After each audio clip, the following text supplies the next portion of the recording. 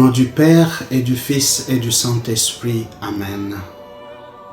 Que la grâce et la paix de notre Seigneur Jésus-Christ soient avec vous. Chers frères et sœurs dans le Christ, bienvenue à notre méditation sur les textes bibliques de la liturgie du deuxième dimanche du temps ordinaire. C'est le Père Michel Manga SVD, missionnaire du Verbe divin. Bien-aimés dans le Christ, en ce deuxième dimanche du temps ordinaire, le thème que je propose pour notre méditation est « Appelé par grâce pour être témoin du Christ ». Dans la première lecture, tirée du livre du prophète Isaïe, chapitre 49, verset 3, puis du 5e au 6e verset, le texte dit « Tu es mon serviteur Israël, en qui je manifesterai ma gloire ». Ce passage appartient au deuxième chant du serviteur souffrant, c'est-à-dire Isaïe 49, les 6 premiers versets. Le serviteur est à la fois Israël personnifié et figure individuelle, ce qui ouvre déjà une lecture messianique.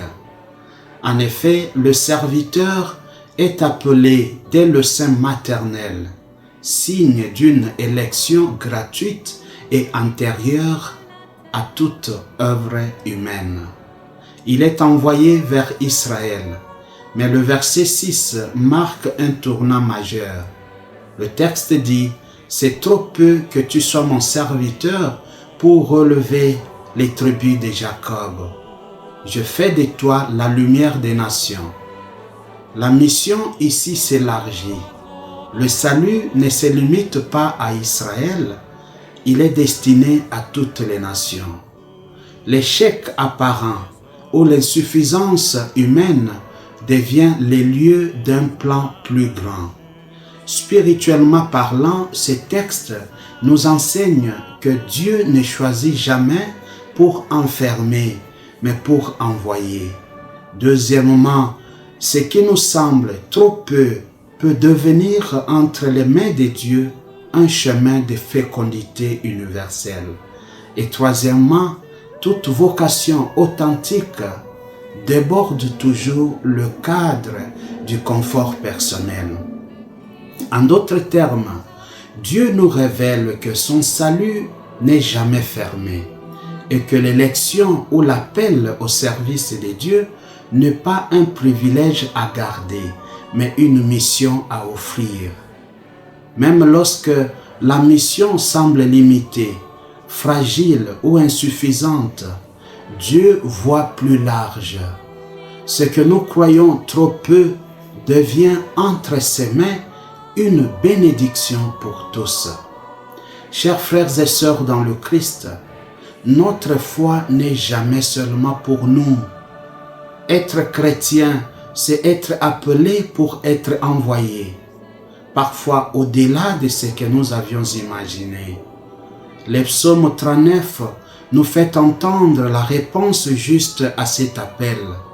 Tu ne voulais ni sacrifice ni offrande, alors j'ai dit, me voici, je viens pour faire ta volonté.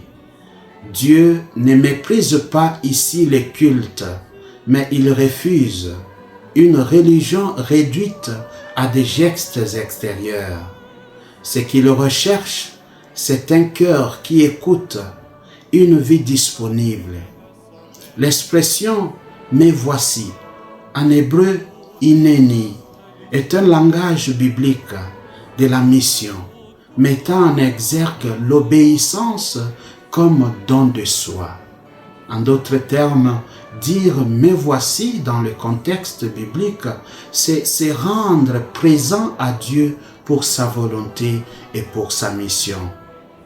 Il convient de souligner aussi que la vraie louange ne s'arrête pas à l'Église. Elle se prolonge dans une existence offerte. Notre vie chrétienne est appelée à devenir mission pour la gloire de Dieu. C'est dire que la vraie louange consiste à faire de sa vie une réponse à Dieu. Dans l'Évangile selon Saint Jean, nous avons le témoignage qui révèle l'identité de Jésus.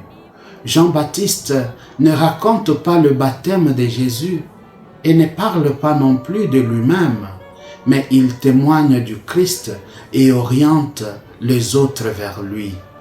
Il est important de savoir que dans l'évangile de Jean, la foi naît du témoignage et est un don gratuit de Dieu. La mission chrétienne consiste à révéler le Christ qui est le véritable agneau de Dieu qui enlève le péché du monde. Jésus est révélé non comme un chef puissant, mais comme un agneau, figure du don de soi, du sacrifice, de l'amour qui va jusqu'au bout. Il ne vient pas masquer ou couvrir le péché, mais l'enlever. Cela signifie que Jésus attaque la racine du mal. Ensuite, Jean-Baptiste dit « Je ne le connaissais pas ». Nous savons bien que Jean-Baptiste était le cousin de Jésus. Il était contemporain de Jésus. Mais quand il parle de son identité, il dit « Je ne le connaissais pas ». Ceci montre que la reconnaissance du Messie ne vient ni de la proximité ni de l'intelligence humaine, mais de la révélation de l'Esprit. L'identité du Christ, bien-aimé, ne peut être reconnue par la familiarité humaine, mais seulement par la révélation divine. La connaissance, en hébreu, c'est un mot qui vient du verbe yada, et en grec, il vient du verbe oida. Dans toutes ces deux langues bibliques, le verbe connaître implique l'intimité. Il signifie avoir une relation intime et profonde avec quelqu'un. Par exemple, dans le livre de Genèse 4, verset 1, le texte dit « Adam connut Ève, sa femme. Elle conçut et enfanta Caïn. » Donc, la connaissance implique l'intimité, une intimité qui produit une nouvelle identité, une nouvelle vie. Donc, la connaissance du Christ produit une nouvelle vie, une nouvelle identité. Quand Jean-Baptiste dit que je ne le connaissais pas, il fait allusion ici à l'identité de Jésus comme fils de Dieu. Il était cousin de Jésus, mais quant à la relation intime et profonde qui devrait conduire à une nouvelle identité, à une nouvelle vie, il n'avait aucune idée. Il avait fallu l'initiative divine. Il est donc important, bien-aimé, de nous remettre en question, en nous demandant, est-ce que je connais le Christ? Dans ma vie, quel témoignage je donne qui puisse révéler le Christ aux autres? Est-ce que ma mission dans ce monde pointe au Christ? La foi, bien-aimée, n'est pas un vaccin, elle n'est pas un acquis, mais un don de Dieu à ceux qui le recherchent dans la simplicité du cœur. Plus on est dans la quête de Dieu, plus on découvre son insuffisance de le connaître réellement. Et plus on demeure dépendant de la révélation et de la volonté divine pour s'engager avec zèle et humilité dans la mission du Christ. Il n'y a pas de stars, de professionnels devant Dieu. Nous sommes tous des nécessiteux de la grâce et de la connaissance divine. Et lorsque Dieu se révèle à nous, c'est pour nous engager dans sa mission avec disponibilité et simplicité du cœur. Que Dieu bénisse cette parole afin qu'elle porte des fruits dans nos vies. Prions. Seigneur notre Dieu, toi qui appelles chacun de nous par son nom et qui nous choisis même avant que nous te cherchions, nous venons devant toi avec confiance et reconnaissance. Tu nous rappelles aujourd'hui que ton appel est grâce et que ta grâce est toujours mission. Comme le serviteur que tu envoies, fais de nos vies une lumière, non pour notre gloire, mais pour que ton salut rejoigne tous les hommes. Apprends-nous, Seigneur, à te répondre avec un cœur disponible, non par des paroles vides ou des gestes habituels, mais par une vie offerte, capable de dire chaque jour, « Mais voici, je viens faire ta volonté. » Seigneur Jésus, agneau de Dieu qui enlève les péchés du monde, ouvre nos yeux pour te reconnaître au cœur de nos vies ordinaires.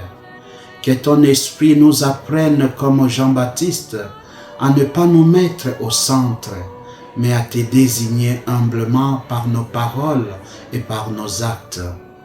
Fais de nous des témoins fidèles, des disciples qui regardent, qui croient et qui laissent transparaître ta présence. Que notre vie tout entière proclame dans la simplicité la vérité. Voici l'agneau de Dieu. Nous te le demandons, à toi qui vis et règnes avec le Père et le Saint-Esprit pour les siècles des siècles. Amen. Que devant la lumière du Verbe et l'Esprit de grâce se dissipent les ténèbres du péché et la nuit de l'incroyance, et que le cœur de Jésus vive dans le cœur de tous les hommes. Amen. Que Dieu Tout-Puissant vous protège et vous bénisse, au nom du Père et du Fils et du Saint-Esprit. Amen. C'était le Père Michel Manga, SVD, missionnaire du Verbe divin. Bon dimanche à tous.